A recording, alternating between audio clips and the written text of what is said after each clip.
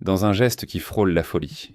Le leader du mouvement des travailleurs ruraux sans terre du Brésil, João Pedro Stedley, a déclaré que le mouvement des travailleurs ruraux sans terre organise l'envoi de brigades de 50 à 100 jeunes militants pour défendre le Venezuela contre les États-Unis.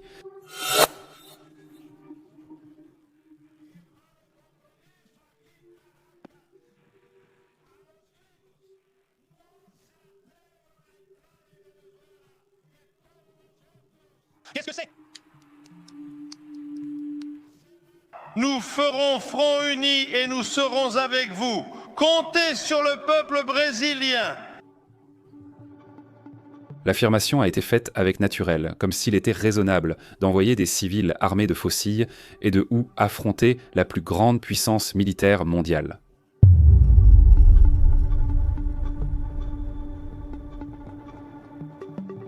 Cette annonce ne met pas seulement en évidence le degré d'engagement idéologique du mouvement envers le dictateur Nicolás Maduro, mais révèle aussi un niveau de soumission à un régime autoritaire qui opprime son propre peuple depuis des années. Quoi ? Soyez les bienvenus, avis à la caserne. Ah bon, le mouvement des travailleurs ruraux sans terre m'envoie d'une brigade de 1000 hommes et femmes du Brésil pour produire sur la terre vénézuélienne. Bienvenue Brésil, bienvenue.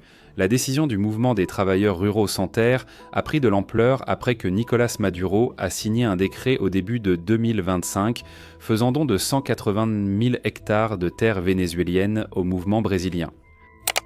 Le président du Venezuela, Nicolás Maduro, a annoncé un partenariat avec le mouvement des travailleurs ruraux sans terre. Le mouvement des travailleurs ruraux sans terre, l'objectif est de développer 10 000 hectares pour produire des aliments au Venezuela.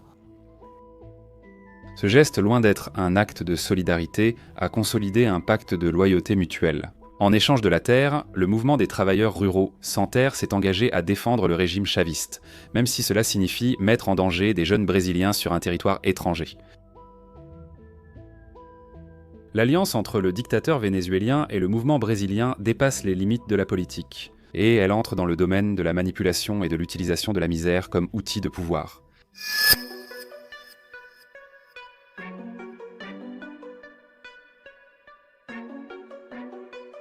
Le mouvement des travailleurs ruraux sans terre, qui est né sous la bannière de la lutte pour la réforme agraire et la justice sociale, s'est transformé en un bras politique de la gauche latino-américaine.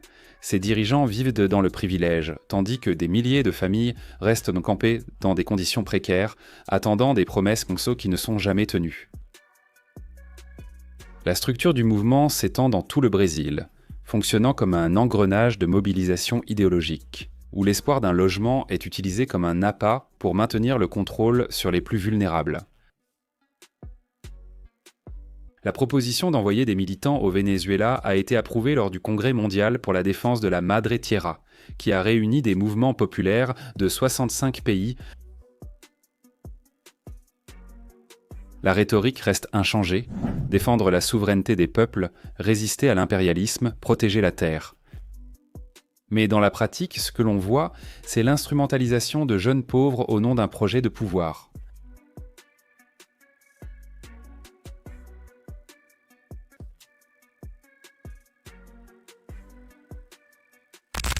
Face à leurs défis, la Russie, la Chine et des alliés comme Cuba et le Nicaragua ne pouvant soutenir militairement, le dictateur vénézuélien sollicite toute aide disponible. Maduro a même distribué de vieux fusils aux femmes âgées, leur demandant de défendre la patrie en cas d'invasion. L'image d'un pays au bord de l'effondrement, tentant de résister avec des armes obsolètes et le soutien de mouvements agraires étrangers, est le portrait de la décadence du chavisme.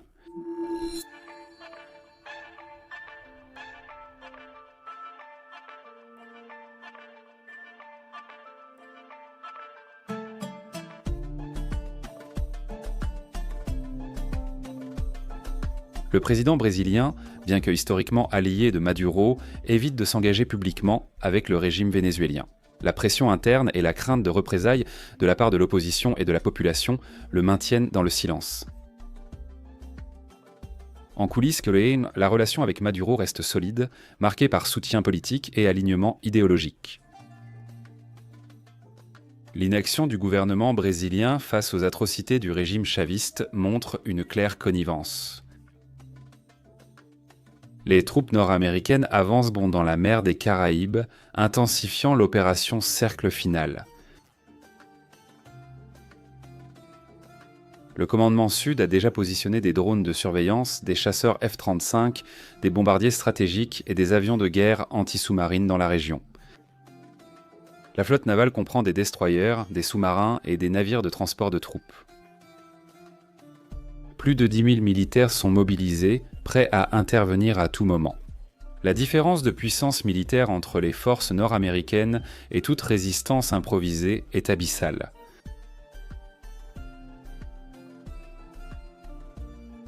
Des agents de la CIA infiltrés au Venezuela surveillent l'envoi et les mouvements du régime et recueillent des informations stratégiques.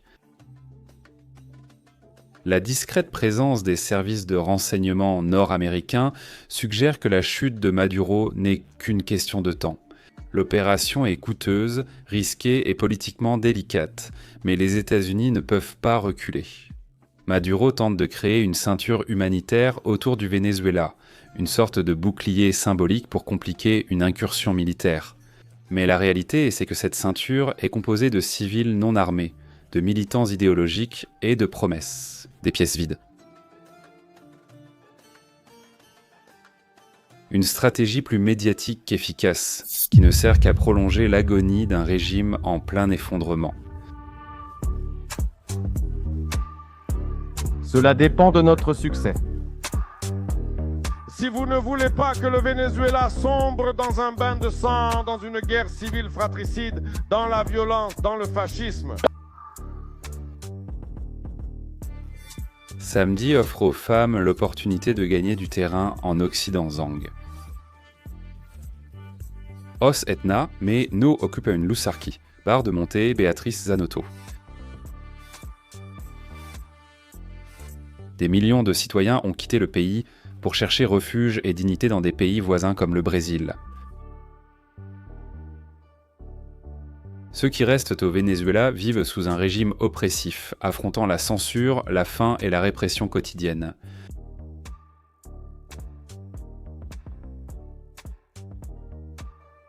La donation de terre par Maduro au mouvement des travailleurs ruraux sans terre relevait d'un échange de faveurs, non de générosité.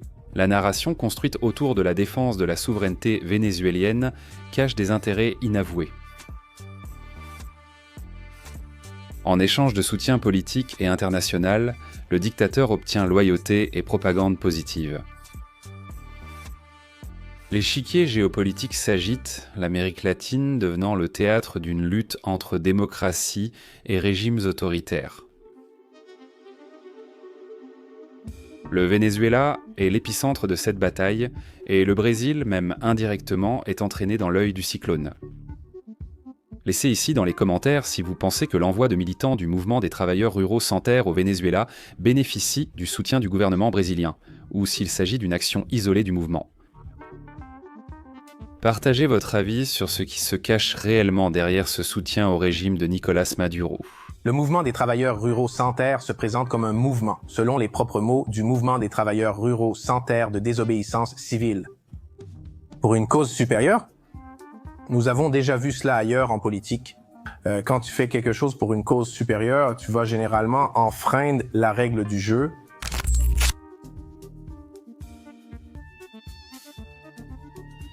À Vida, à la caserne, tu restes informé de l'actualité militaire. Laisse ton like, abonne-toi et regarde l'une des vidéos qui s'affichent sur ton écran. En avant, combattant, à la prochaine.